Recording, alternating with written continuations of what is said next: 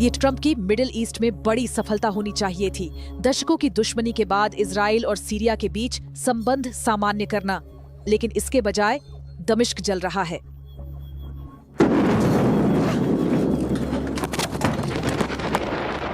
Israeli युद्धक विमानों ने सीरिया के रक्षा मंत्रालय पर हमला किया है और सांप्रदायिक झड़पों के बेकाबू हो जाने के बाद सुवैदा में 350 से अधिक लोग मारे गए हैं।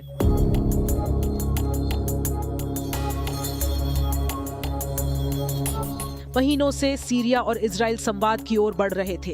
बैक चैनल वार्ताओं के लिए यूएई ने मध्यस्थता की, वॉशिंगटन ने बढ़ावा दिया और अब्राहम अकॉर्ड्स का विस्तार करने की ट्रंप की जल्दबाजी भी देखने को मिली। सीरिया के अंतरिम राष्ट्रपति अहमद अल शरा ने दिसंबर 2024 में बशर अल असद के पतन के बाद उनकी जगह ली थी। राष्ट्रपति ने युद्ध विराम ढांचे के लिए खुलापन दिखाया, लेकिन हालात सामान्य होना हमेशा एक मुश्किल काम था। इसका कारण गोलान हाइट्स था। इजराइल ने कब्जे वाले क्षेत्र से वापसी पर चर्चा करने से भी इनकार कर दिया।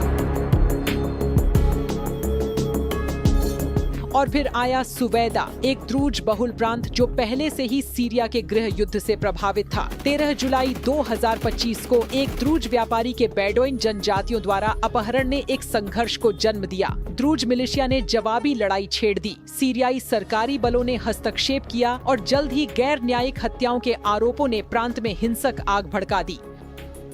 इजराइल ने 15 जुलाई को सैन्य हस्तक्षेप शुरू किया। इजराइल का दावा था कि वे ऐसा उन द्रूजों की रक्षा के लिए कर रहा है जो सीरिया, लेबनान, इजराइल और गोलान हाइट्स में फैला हुआ एक अरबी बोलने वाला अल्पसंख्यक समुदाय है।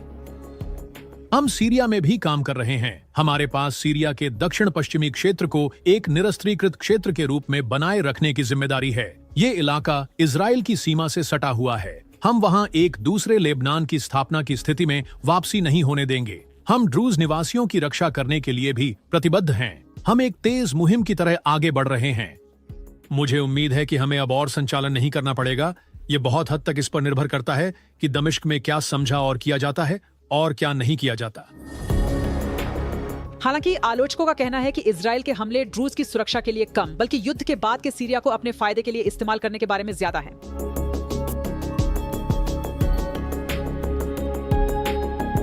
16 जुलाई को इजरायली लड़ाकू विमानों ने दमिश्क पर बमबारी की, जिसमें सीरिया के रक्षा मंत्रालय और राष्ट्रपति महल के पास के क्षेत्र प्रभावित हुए। हमलों के दौरान टीवी एंकर अपने डेस्क के नीचे छुप गए, जबकि कैमरे लाइव चल रहे थे। इजरायली रक्षा मंत्री इजराइल काट्ज ने चेतावनी दी कि दर्दनाक हमले शुरू हो गए हैं। सुवैदा में इजराइल ने सीरियाई बलों से पीछे हटने की मांग की। सरकारी सैनिकों के काफिले पीछे हट गए, लेकिन मिलिशिया नियंत्रण में बने रहे। सीरिया के मौजूदा राष्ट्रपति ने इजराइल पर देश को बांटने की कोशिश करने का आरोप लगाया और द्रूज के लिए सुरक्षा का वादा किया। फिर भी कुछ द्रूज नेताओं ने युद्ध विराम समझौतों को खारिज कर दिया है, जिससे संकट और गहरा हो गया है।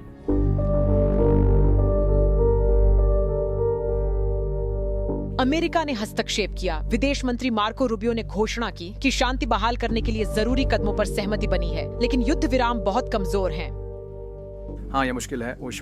जाहिर है ये ऐतिहासिक और लंबे समय से चली आ रही दुश्मनी है। दक्षिण पश्चिम सीरिया में विभिन्न समूहों के बीच, यानी बेडोइन और द्रूज समुदाय, इससे एक बदकिस्मत स्थिति पैदा हुई।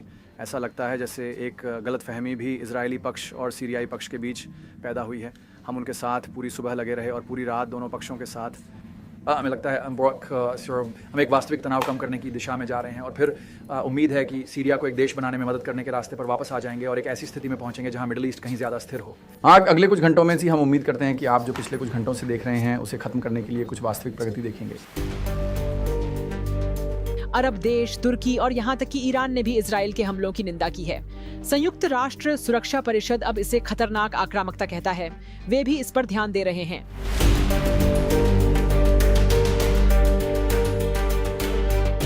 इजराइल के लिए सुवैदा एक बफर जोन है जो उसकी सीमा के बहुत करीब है, जिससे इस्लामी लड़ाकों के कब्जे का खतरा है। सीरिया के लिए ये एक विभाजित देश में अधिकार की परीक्षा है, जहां अल्पसंख्यक सुन्नी नेतृत्व वाले प्रशासन पर भरोसा नहीं करते हैं। जानकारों ने चेतावनी दी है कि अल्पसंख्यकों की रक्षा करने का इजराइल का संदेश सांप्रदायिक विभाजन को और भड़काने का जोखिम रखता है।